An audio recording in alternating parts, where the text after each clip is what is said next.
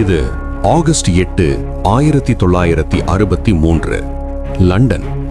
Royal mail ரயில் ஸ்காட்லாண்டிலிருந்து லண்டனுக்கு வந்துக்கு. அந்த ரயிலோட இரண்டாவது பெட்டியில சாதாரண லெட்டர்ஸ் மட்டும் இல்ல, பழைய நோட்டுகளும் இருந்தது. மொத்தம் 120 பைகள். மதிப்பு 2.6 மில்லியன் பவுண்ட்ஸ். இன்னைக்கு மதிப்புக்கு அது சுமார் 400 கோடி ரூபாய். நடுராத்திரி, ஒரு காட்டு பகுதி.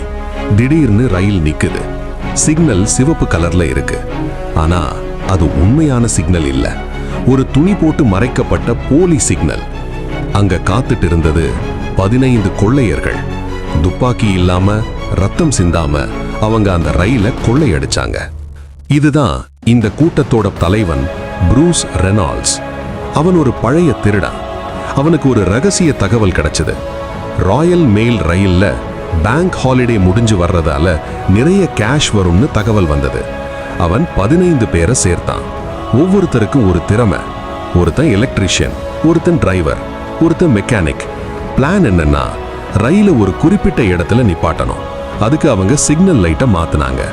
பச்சை லைட்டு மேல ஒரு கையுறைய மாட்டி மறைச்சாங்க. சிவப்பு லைட்டை பேட்டரி போட்டு எரிய வச்சாங்க. Rail driver Jack Mills signal சிவப்பா இருக்கேன்னு வண்டியை நிப்பாட்டினார்.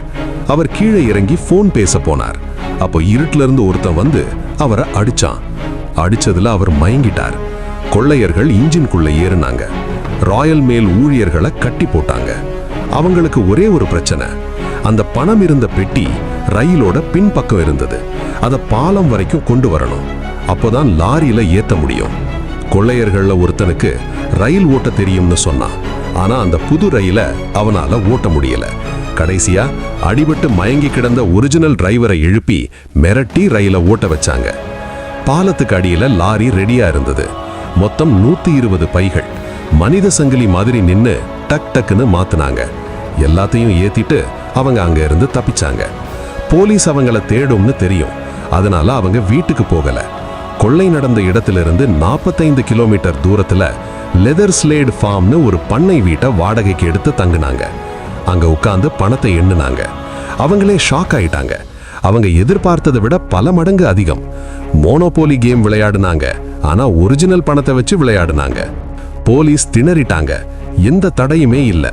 ஆனா கொள்ளையர்கள் ஒரு சின்ன தப்பு பண்ணாங்க. பண்ணை வீட்டை காலி பண்ணும்போது எல்லாத்தையும் எரிச்சிருங்கன்னு தலைவன் சொன்னான். ஆனா அவங்க சோம்பேறித்தனத்துல எரிக்காம விட்டுட்டாங்க. போலீஸ் அந்த வீட்டை கண்டுபிடிச்சப்போ அங்க இருந்த பெட்சப் பாட்டில் மற்றும் மோனோபோலி போர்டுல அவங்க கைரேகை இருந்தது. அவ்வளவுதான்.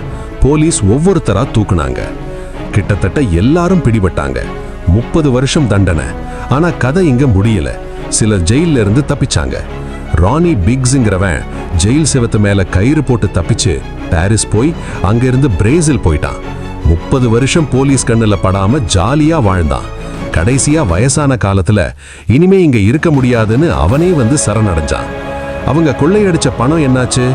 பெரும்பாலும் வக்கீலுக்கும் தப்பிச்சு ஓடுறதுக்கும் செலவாயிருச்சு. கடைசியா அவங்க யாருமே பணக்காரங்களா சாகல. ரயில் டிரைவர் ஜாக் மில்ஸ் அந்த அடியினால பாதிக்கப்பட்டு சீக்கிரமே இறந்து போயிட்டார். இது ஒரு பெரிய தியாகம். இந்த கொள்ளை இங்கிலாந்து வரலாற்றையே மாத்துச்சு. ரயில் பாதுகாப்பு அதிகப்படுத்தப்பட்டது. கொள்ளையர்கள் ஹீரோவா பார்க்கப்பட்டாங்க. ஆனா அவங்க வாழ்க்கை நிம்மதியா இல்ல. குறுக்கு வழி என்னைக்கும் கை கொடுக்காது.